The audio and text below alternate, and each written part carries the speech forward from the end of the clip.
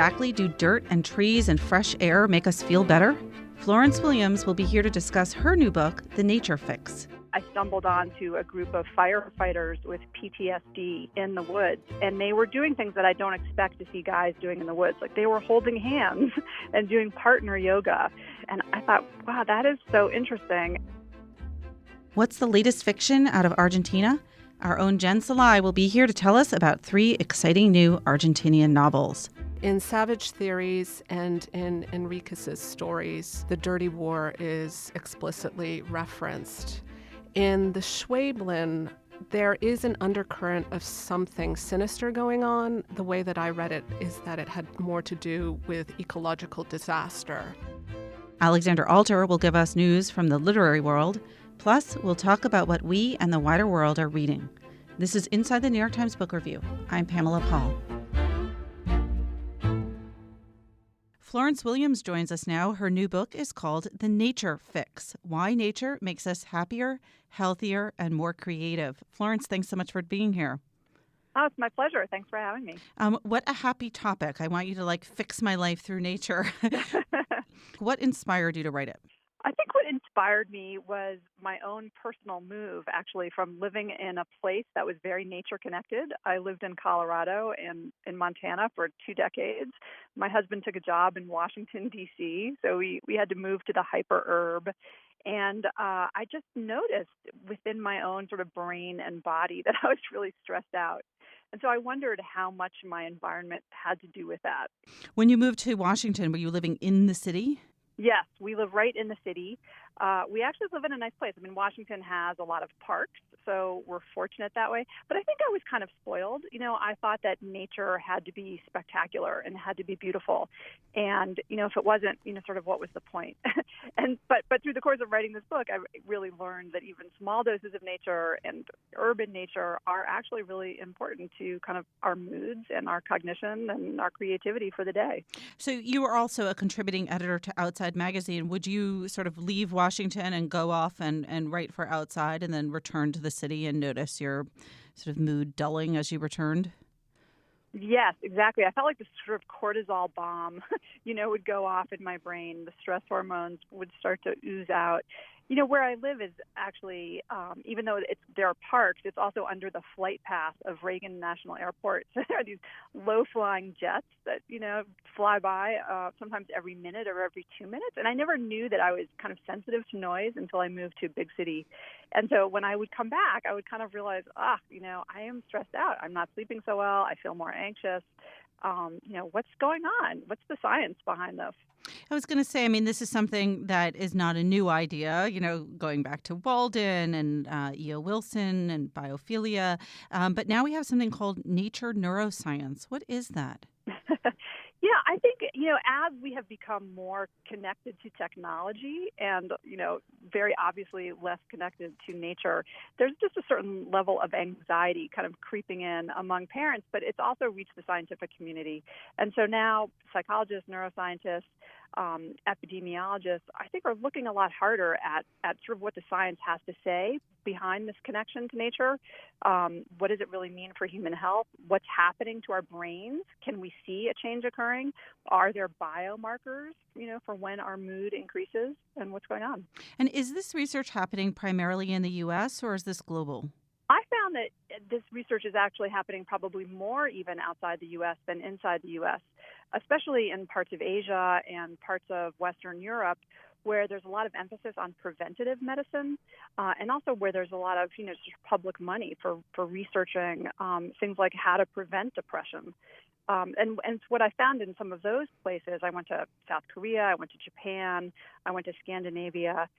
I was finding that there's a real emphasis on sort of studying how you can use almost a medicalized approach to nature to improve mental health for people who live there. Whereas I felt like in the United States, a lot of the emphasis among the neuroscientists here, it was sort of the opposite. It was like, how can we use time in nature to actually make us more productive so that we can be more efficient when we're multitasking? That's not the point. That's not the point. What country is, would you say, on the vanguard of this research, if there is one particular place? I found South Korea really interesting. They have a couple of dozen of what they call healing forests, which are, huge chunks of their kind of public forest that they've given over to trails where people can really work very mindfully on stress kind of management. And they have 500 forest rangers who've been educated through their forest agency. And what they do is they take out groups of people. For example, I stumbled onto a group of firefighters with PTSD.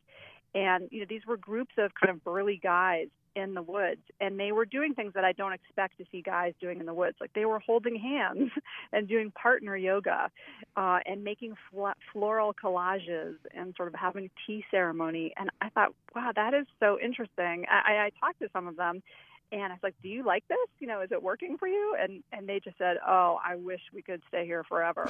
So great. So it's not sort of considered loosey-goosey, touchy-feely, sort of out there research, or has it become mainstream in South Korea? I think it really has become more mainstream in South Korea, and I think part of that is cultural. In our country here, we have a long sort of Judeo-Christian, culture of being very disconnected from nature, of being apart from it, of sort of, dominating it. Whereas in Asia, I think there's a much longer tradition, longer poetic tradition, longer religious tradition of really kind of being more integrated with nature. So I don't think it feels as foreign to those cultures as it does for some of us.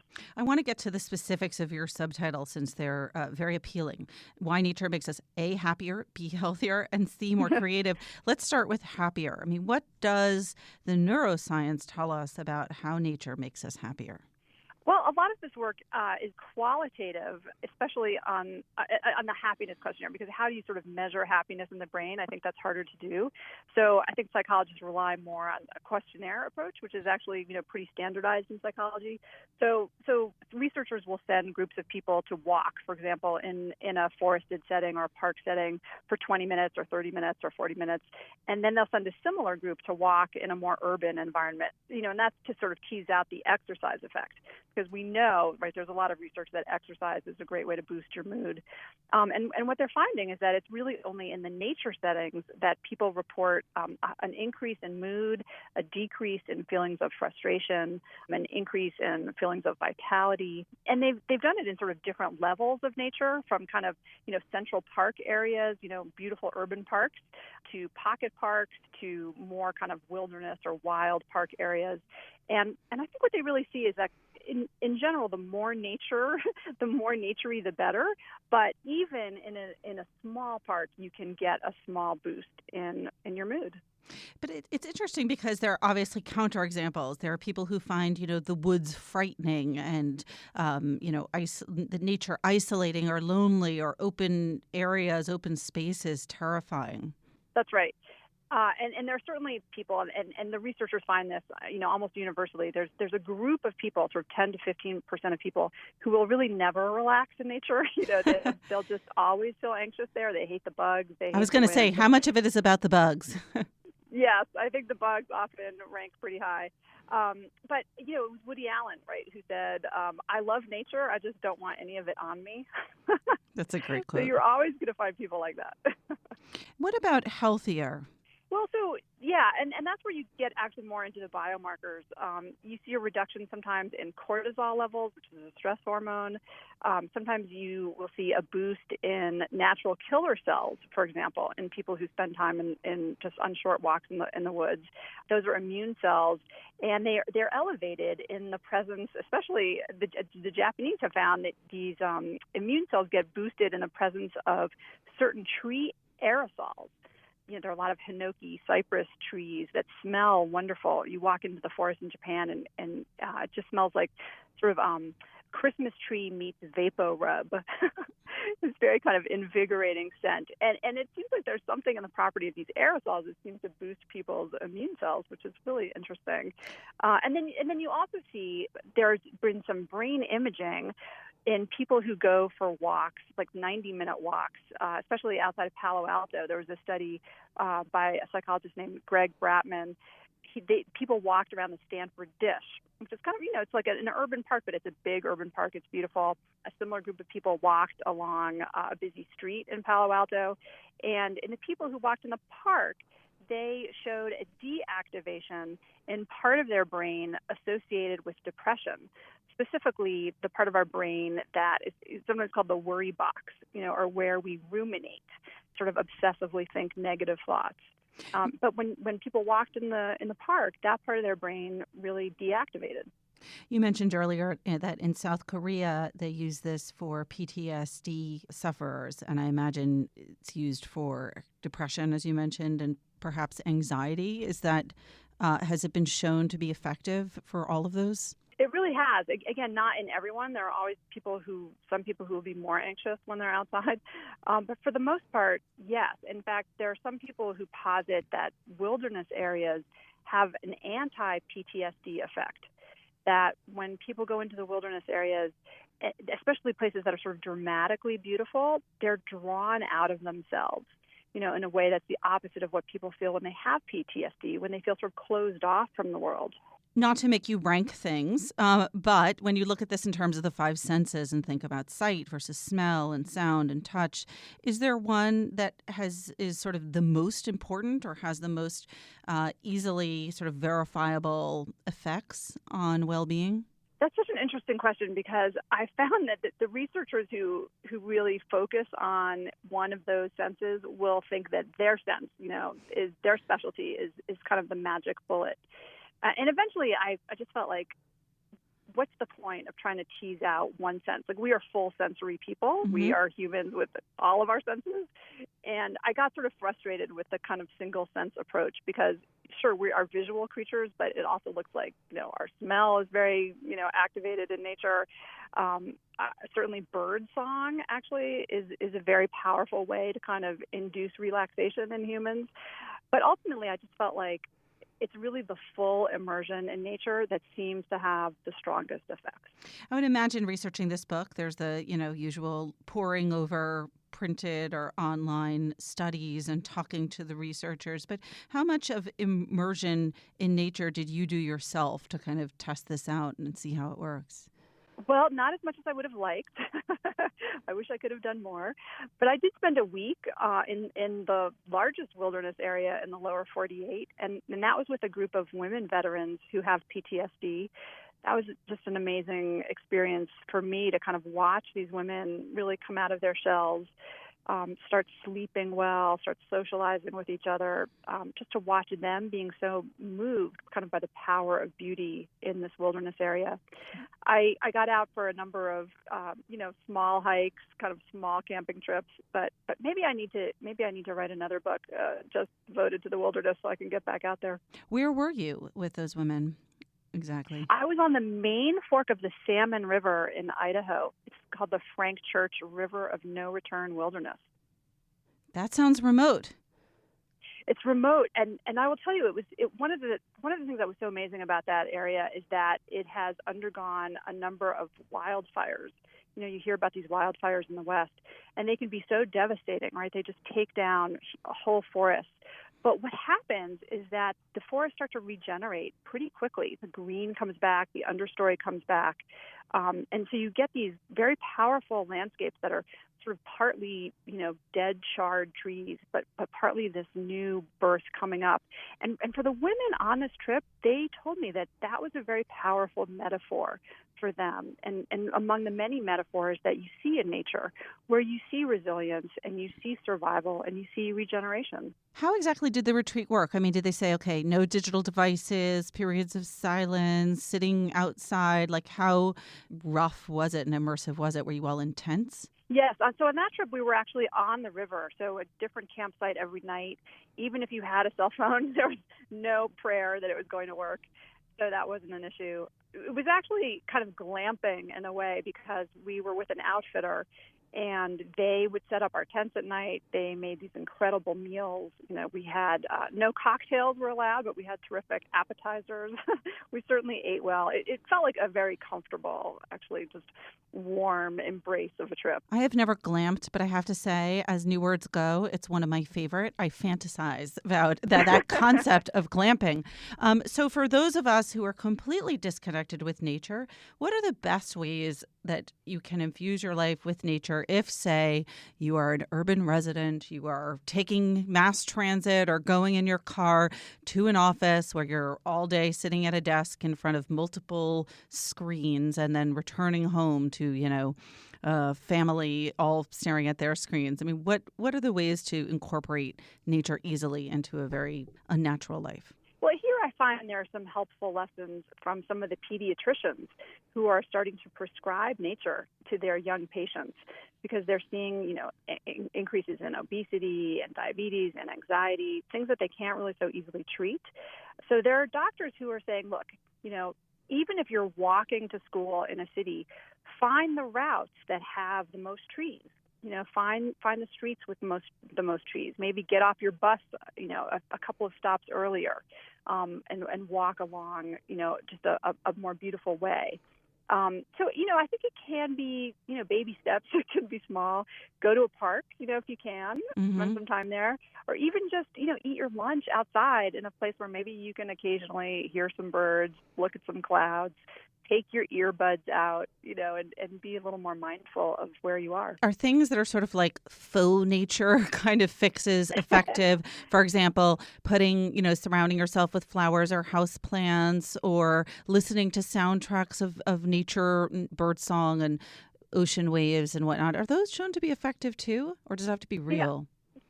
They are, and I had a hard time even believing these studies, but there are studies where you put people in a room, research subjects in a room with more potted plants, and then in a room with fewer potted plants, and the people who are in the room with the potted plants actually behave more generously, and psychological games, they will give away more money to charity. They'll kind of help their partners out more. So I actually have this belief that we need to start a ficus campaign in Congress where we each bring our congressional member a potted plant. I'm assuming going into this book, you were already a nature person, you're a contributor to Outside, former resident of Montana and Idaho. Did you learn anything in this book that made you change the way you live now in Washington, D.C.? It really did change the way I engage with nature in Washington. As I said, I was kind of spoiled, and I thought, well, what's the point? If I want to go hiking, I should really just wait until I can go take a vacation in, Colorado. But what I learned from this book is that I actually really do need a little nature dose, and I make a big effort to get out almost every day into the city parks, even if it's just for 20 or 30 minutes, even if I'm not changing my clothes to put on my Lycra, or my walking sneakers. I'll just make a big effort to try to go look at some trees, and sometimes I'll even grab a handful of evergreen needles, from my neighbor's shrubbery, and I'll inhale them. I'll crumble them up and inhale them, because I've learned that it really does help change my brain. So even that like pine-scented bubble bath can help. I think according to some of the research, you can, but I think it's got to be the real stuff, the essential oils. And it's funny because it's been so commercialized now in Japan. You can actually buy evergreen scented toothpaste, which is the weirdest thing. It's like brush your teeth on a tree with a Christmas tree. Yeah, it's very strange, but they believe it. And, I think there's something there. What's the most counterintuitive, sort of but persuasive thing that you learned about the effect of nature on the brain and well-being? Well, okay, so I was not surprised by the research showing that nature would improve our moods. That's something I have believed for a long time, and even that it would improve our cognition, because I go for long walks and I get great ideas.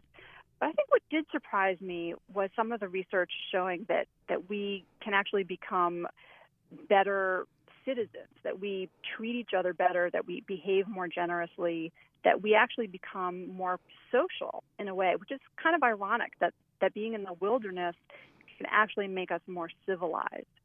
So there was one study, for example, in Berkeley, where students were sent out to a tall grove of eucalyptus trees, and they were told to look up at these beautiful trees for just 1 minute. And then another group was sent to look at a tall building on campus for 1 minute. And the research tech sort of accidentally, but not really accidentally, dropped her box of pens, in front of the subject, and then measured how many pens these students helped pick up. And it turns out that the students who looked up at the tall trees for just 1 minute picked up more pens. So that was really interesting. And it told me that even micro doses, even micro bursts of awe or beauty can actually make us more pleasant to be around. All right. Well, what an easy and happy little takeaway is that. Florence, thank you so much. Thank you so much for having me, and let's go out for a hike. Florence Williams is the author of The Nature Fix: Why Nature Makes Us Happier, Healthier, and More Creative.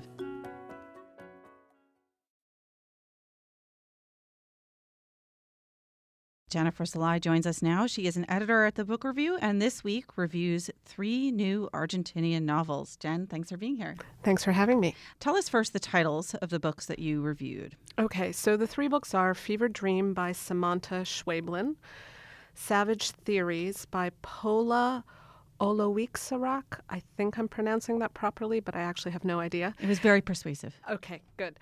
And then Things We Lost in the Fire, a collection of stories by Mariana Enriquez. What's interesting is that all 3 of these books are by relatively young women. Yes, and actually I didn't plan it that way, but it turned out as I was reading these books and I was looking into a bit of background about the authors, they were all born during the 70s. I think Mariana Enriquez was born in the early 70s, and Schweblin and Olowiczarak were born in the late 70s, which is a very particular time period in Argentine history, known as the Years of Lead, or also the Years of the Dirty War. And what was going on in Argentina at that time? So during that time, during the military dictatorship, and there was actually more than one military dictatorship, but the one that people talk about the most was the one that started in 1976. And ended in 1983. And during that time, the junta conducted a war against left-wing, what they called terrorists at the time. And so many people, and the estimates of numbers vary wildly, but many people were killed or disappeared during that time. And how much is that addressed in these novels? Or in 2 novels and a collection of short stories? Well, it's interesting to see. I mean, definitely in Savage Theories and in Enriquez's stories, the Dirty War is explicitly referenced. In the Schweblin, there is an undercurrent of something sinister going on. The way that I read it is that it had more to do with ecological disaster. But at the same time, she shares with Enriquez this sort of sense of dread that pervades the whole narrative.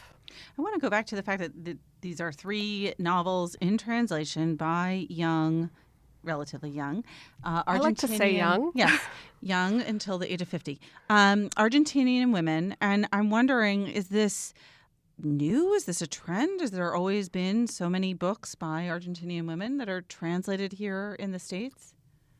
You know, I will confess that my knowledge in terms of the whole canon of Argentine literature is not necessarily extensive. I will say, though, that when I was reading about Mariana Enriquez, it turns out that she actually wrote a book about Silvina Ocampo, who is a well-known Argentine writer, now deceased, who wrote poetry as well as short stories. I mean, as far as I understand, there is a very active literary scene in Argentina, and so the notion that you would have this creative ferment isn't necessarily that surprising. And these women have all been writing for some time, actually. And the book Savage Theories is a book that came out, I believe, almost 10 years ago. Wow. And is this the first time these authors are being translated into English? As far as I know, yes. One of the stories in Enriquez's collection was actually printed in the New Yorker, I think, at the end of last year. But I believe that these are the first books by these women to have been translated into English. And you liked all 3. I did. I really, really liked all 3. I thought they were all very, very impressive and, you know, all quite different. I mean, as I said, the Enriquez and the Schweblin share something with each other. I mean, they're both sort of horror books in a way. And that's not actually a genre that I don't necessarily read a lot of. Literary horror. Literary horror, yes.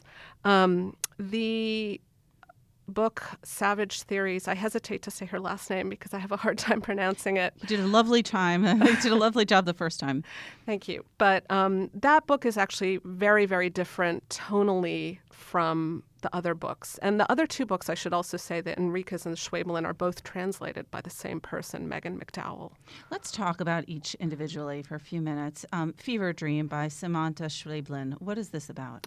So it's a very short book. I would really call it a novella. And it starts off with the scene, and you're sort of in the middle of it. And you're in the middle of this dialogue between a woman who is dying. I mean, she knows that she's dying. She says it very explicitly. And she's in the hospital, and she's talking to a boy named David. And she's basically recounting to David how she met David's mother and how she learned from David's mother that something quite terrible happened to David at some point, where David's mother no longer really considered him, her son. And so this becomes a story where the woman who's dying, whose name is Amanda, she is recounting her meeting with David's mother, but she's also recounting what's happening at the same time that she's meeting David's mother with Amanda's own daughter. Mm-hmm. And you can tell in the narrative she keeps talking about this thing called the rescue distance, where she keeps worrying, how long it might take to save her daughter if something's going to happen to her daughter. So when her daughter's in another room, she's always thinking about that distance between them. And so the story really progresses as this dialogue between these two characters, and David keeps telling the narrator, how to tell her story, trying to tell her that certain things are important and certain things are not important. And I don't want to give away too much. Don't give away too much, but I do wonder, how is this a horror novel, or is that giving away too much? Well, let's see. I will say that the whole notion of a child, something happening to a child that is so horrific that even the child's own mother doesn't consider him her own anymore. You can read as much as you will into that, but I think that whole notion taps on some very primitive fears, and they're borne out in the story itself. And you compared this in tone and theme a bit to the Mariana Enriquez's Yes. collection of stories, Things We Lost in the Fire. How would you describe that collection? So the stories are mostly told from the perspective of women protagonists. I mean, I think there were one or two that were told from the perspective of men. And basically they all sort of straddle this fine line between realism and the supernatural. And in some stories, it's actually not exactly clear whether what is happening is supernatural or something that's actually just very real and very true. And they're all about these characters who are really they're forced into situations or confronting situations that either have to do with contemporary issues having to do with poverty or domestic violence, or things that are sort of remnants of the past in Argentina's history, especially during the Dirty War. Savage Theories, the third book, and also a novel, is described. There's a cover blurb from the novelist Hari Kunzru, author of Gods Without Men, and he says it is a stunning, vibrant, maximalist whirlwind of a novel. How accessible is it? It's interesting. I have to say that it's the kind of book where there are so many references to different thinkers, different theories, and not only that, but the narrator herself, it's fairly clear, I think, that she's not meant to be totally reliable. Mm-hmm. So it's the kind of book, and this is one of the things that I was hoping to get at the end. I think it's an incredibly rewarding book to read, and I really enjoyed it. I think anybody looking for various very obvious plot points and a very obvious narrative through line is likely to be disappointed. Mm-hmm. But at the same time, the actual experience of it was really something worthwhile. Who is it for? I could see people who like Thomas Pynchon, mm-hmm. actually a writer who might have mixed feelings about, but people who like Thomas Pynchon might actually really enjoy this book, even though it doesn't totally overlap with what he does. But did you have a favorite among the three? I mean, they were all very, very good. I have to say that Enriquez, in terms of my experience reading it, I'm not sure if it has to do with the fact that while I was reading it, it was actually a weekend where my spouse and my daughter were away, so I was alone, and it was incredibly spooky. But the whole experience of reading the book was very powerful, and I think she's incredibly talented. But I think all of these writers are really talented. And that book is Things We Lost in the Fire. To what extent does the reader need to be familiar with the history and politics of Argentina in order to really appreciate these books? Definitely the Schweblin and the Enriquez, they're accessible to people who probably don't even know very much about Argentine history. The Ola Weeksarak book might be a little more challenging to sort of find a way in if one has no sense of Argentine history, although at the same time she also makes so many references to things in contemporary pop culture as well as academic scholarship and thinkers that I feel like even if you don't necessarily have the background in Argentine history, you might find other things to welcome you. Mm-hmm. But I do think that all of these books do stand on their own. All right, then. If you're looking for an Argentine work of fiction, you've got 3 great choices here. Fever Dream by Samantha Schweblin, Savage Theories by Paula Oleksarak, and Things We Lost in the Fire, Stories by Mariana Enriquez, and they are all reviewed in the book review this week by Jennifer Szalai. Jen, thank you. Thank you. Alexandra Alter is here now with the latest in literary news. Hi, Alexandra. Hi, Pamela. So what's going on? Big book deal news this week. Probably the biggest book deal that we'll see this year, possibly in several years. Possibly ever. Maybe even ever. The former president and former First Lady Barack and Michelle Obama sold a pair of books to Penguin Random House. And this was announced on Tuesday night, rather late in the day for the people covering it. The news came at about 6:30. Shortly before Donald Trump's address to Congress, so the timing was a little awkward. And this is Obama's comic novella and Michelle Obama's book of poetry? I hope so. No, it's actually, they didn't specify. We're assuming it's a memoir for the former president. Rumors have been swirling for weeks in the publishing industry about this deal. Everybody knew that they were going to sell their books once he was out of office. And the question was, who's going to get it and how much is it going to go for? So Penguin Random House is a very natural house to claim it. They already have a relationship with the Obamas. Crown, which is one of their imprints, published his 3 books. They also published a book by Michelle Obama about the White House garden. So they have a relationship there, and it's also the biggest of the big 5. So that means they have deeper pockets, and they shelled out quite a bit. I wasn't able to confirm some of the rumored numbers, but it's definitely an 8-figure sum, possibly tens of millions of dollars. Wow. And what's interesting about the deal is how little they're revealing. Not even the name of the editor. Not the name of the editor, not the name of the imprint, which is really unusual. And that suggests that perhaps the company is kind of going to cushion the blow of this large advance by spreading them out among different imprints. Mm-hmm. And they did acquire world rights, which is also unusual. Robert Barnett, who represented the Obamas, he's a Washington-based lawyer, and he also represents the Clintons and the Bushes and Paul Ryan and Dick Cheney. He's sort of the go-to guy for book deals for Washington power players. He sells world rights, and so that is incredibly valuable, and you're going to pay a lot more for that, particularly with the Obamas, who have such an international profile. Well, he's up for election in France, according to the New York Times. So they could actually stand to make quite a bit of money selling the book overseas. And it is incredibly unusual, too, for a former first couple to sell their books jointly. I mean, it's incredibly common for former first ladies to write their own memoirs. They often do, and they make multi-million-dollar deals for them. But I can't recall a time when the former president and the former first lady kind of made a package deal. And part of the arrangement was for Penguin Random House to give away 1 million copies of books to First Book, which is a nonprofit that makes books available to low-income students and children. So it's so funny because, on social media, everyone has just been posting photos of the 2 of them frolicking in Hawaiian tropical waters. Yes, and kite meanwhile, surfing. Yeah. I know. Who knew they were up to this? And, Yeah, it's true what you say, though, about the lack of information. I mean, often when you're ready to announce a deal, you'll have an editor, you'll have an imprint.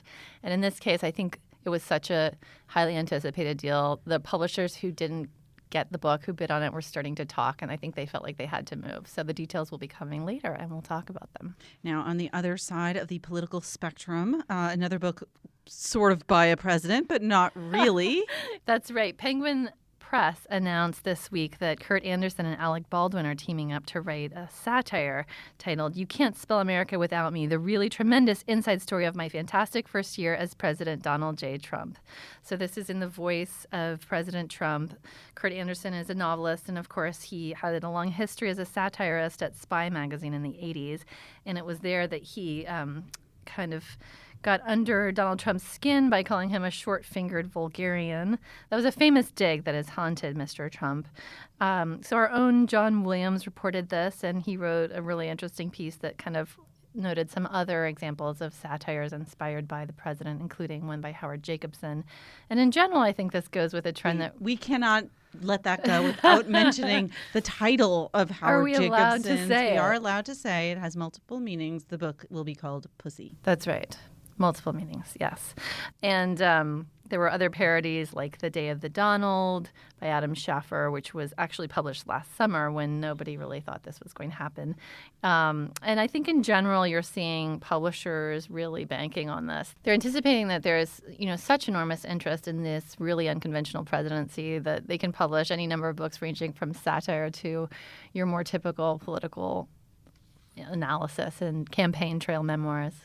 I think my favorite part of this story was a quote from Alec Baldwin about their process. He said that Kurt Anderson would probably be doing the majority of the writing of the book, yes. And that he said, we have that arrangement where he doesn't have to wear a wig and I don't have to open up a Word document. Exactly. Yes. We should mention there are rumored to be many, many photos of Alec Baldwin as Donald Trump in this book. And of course, he's memorably channeled him on Saturday Night Live. So I think that's also what contributed to this idea.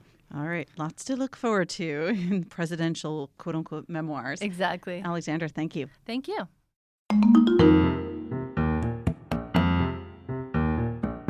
Joining us now to talk about what we're reading, we've got the full gang here: Greg Coles, John Williams, and Parl Sagel. Hi, guys. Hi, Pamela. All right, let's start with you, Parl. What are you reading?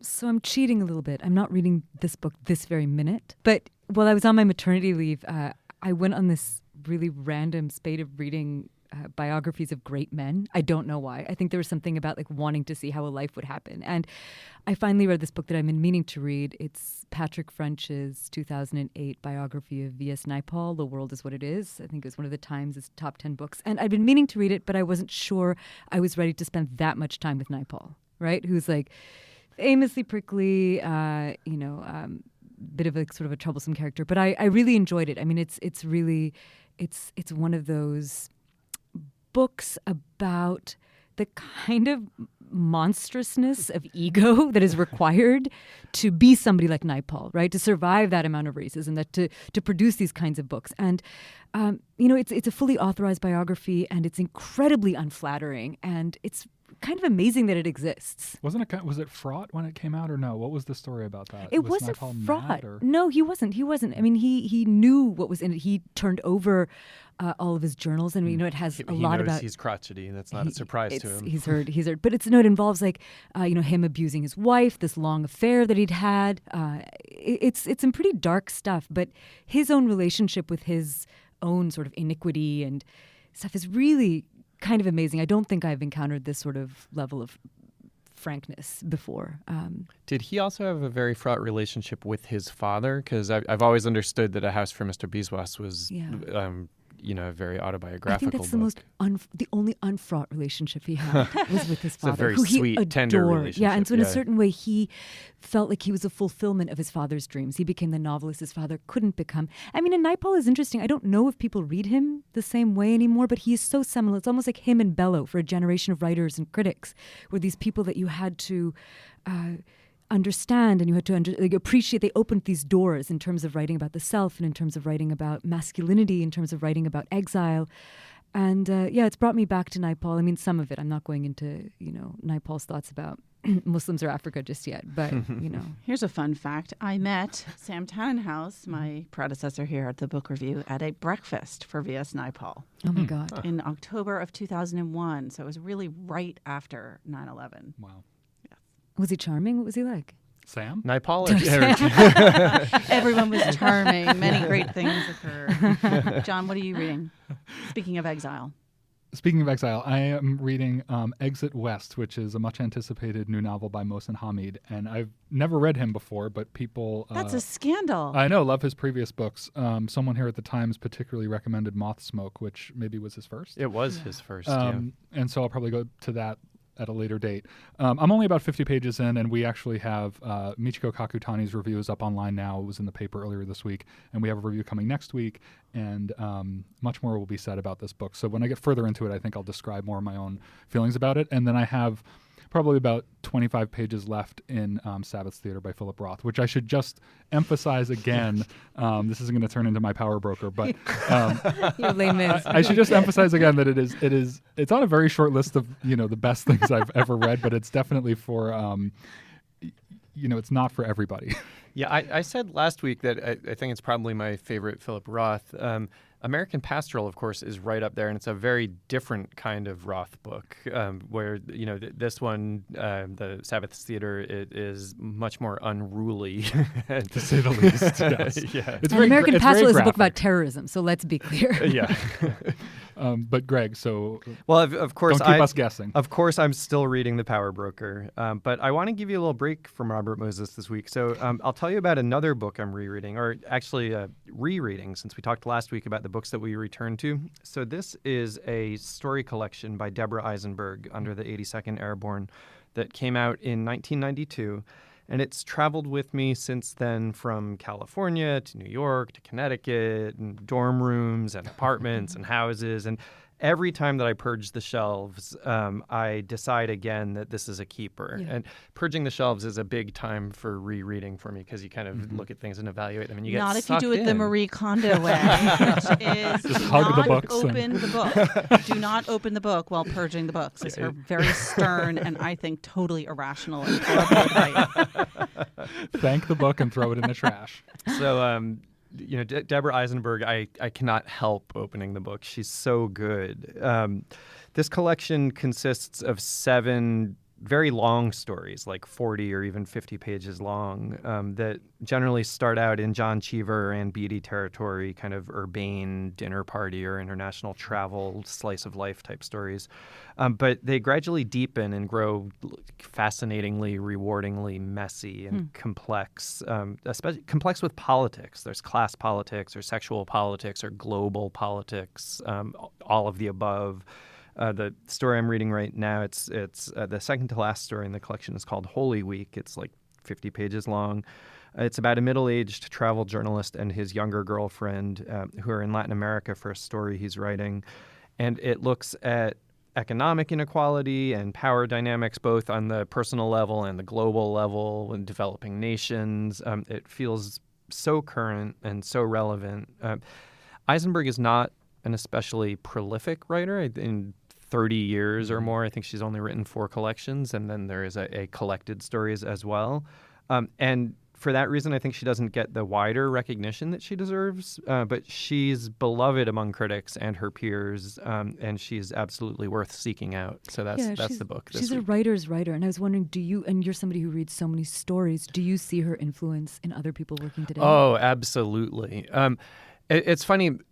I expected when I started rereading this that it would feel of a piece with like Ann Beatty, or right. Very much of its time. She was a writer who broke out in the 80s and early 90s, and I thought it might feel locked in that time. But because partly she writes these kind of long, thorny sentences, and partly she's writing, just straight up psychological realism and exploring these political things.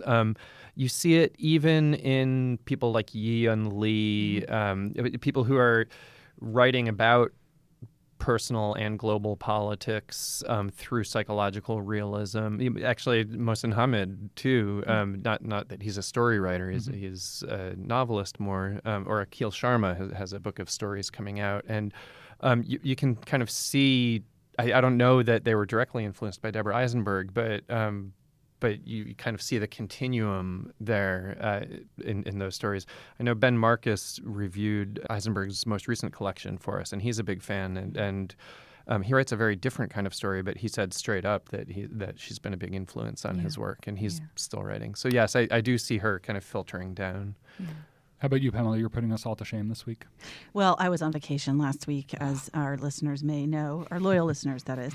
And everyone escapes in different ways or has different kinds of escape reading. And I was in a thriller phase for a while, and now I'm in a kind of woodsy phase. So I finished Bill Bryson's A Walk in the Woods, but I actually took a break from it to go to the jungle and read The Lost City of the Monkey God by Douglas Preston, which is on our bestseller list now. And it's just a super fun, really gripping, well-told narrative adventure story. I had gone to an author luncheon in which he talked about it, and it was completely gripping. And the book was as well. He finds there's this city in Honduras called sometimes the White City, sometimes the City of the Monkey God, that was long rumored. People didn't know if it actually existed, and using new kinds of technology, they were able to detect that it did in fact exist. And a group of scientists went down and filmmakers to find out what was there. And the jungle is one terrifying place. And I guess, again, it's a funny thing to escape into the jungle or the woods when they're so very dangerous, but somehow it felt safe to me. Well, you weren't actually there. John? That helps. Really? No, it was vivid. It was You're vivid. robbing me of the atmosphere here. But you like a little danger, right? I do like a little danger. You don't like cozy books. Like you and I both love these like deeply depressing memoirs, and you like a little bit of. I like a lot of Dark. that. A lot of Yes. storming the barricades. Yeah. And the thing that happens to him, and I don't think I'm revealing too much because it is on the jump of the jacket flap, is that he gets very sick. And there was a rumor that everyone who went to the city, that no one escaped alive. And there's a terrible illness in this book. And so, yes, it does go to that very dark place that make me very happy. I'm curious to know what kind of technology helped them discover. Was it like satellite photos that showed that this patch of forest was newer growth, or what? How did they say, yes, there is this city and here it is? That's one of the things that makes it really interesting is he brings in all of these interesting threads. The disease thread is a major one because that disease, like Zika, might be something that comes roaring up to North America, especially with global warming. But the technology is laser technology, and it's quite involved. They take these airplanes and fly very low and shoot like I don't know how many thousands or millions of laser beams and are able to get these signals. And then beyond that, it goes over my head. But it's just kind of like reading what's under the ground. Yes. there. So you can see and they include some of the images in the books. And so you can detect patterns in the terrain that are clearly not natural, even though they're under cover of a very heavy, thick jungle. Wow. So, and then leaving the jungle, I am now in, I guess, a kind of other form of escapism because it's reading about someone who it sounds like would have been quite a great president had he lived, and that is James Garfield. Who knew? I mean, basically, I don't know about you all, but Your the only thing I comfort knew... reading is so unpredictable.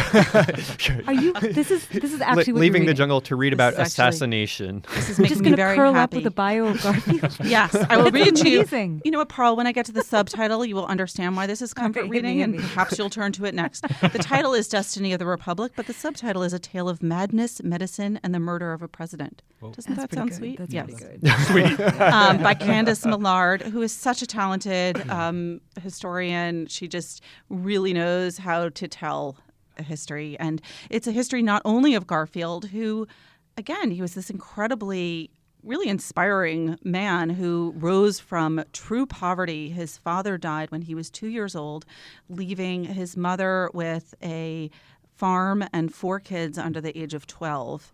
And he rose up to become, in his second year of school, he was actually made a professor rather than just a student. He was a real prodigy. Wow. And this is after taking a detour to become he left school originally to work on a canal.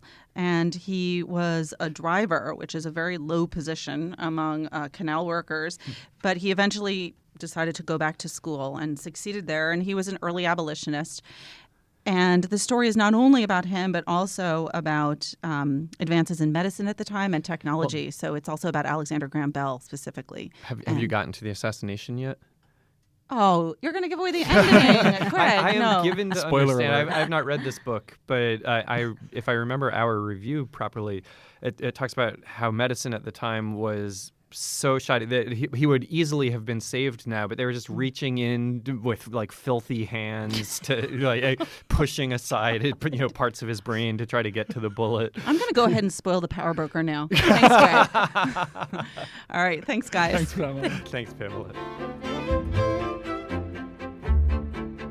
Remember, there's more at nytimes.com/books, and you can always write to us at books@nytimes.com. Thanks for listening. For the New York Times, I'm Pamela Paul.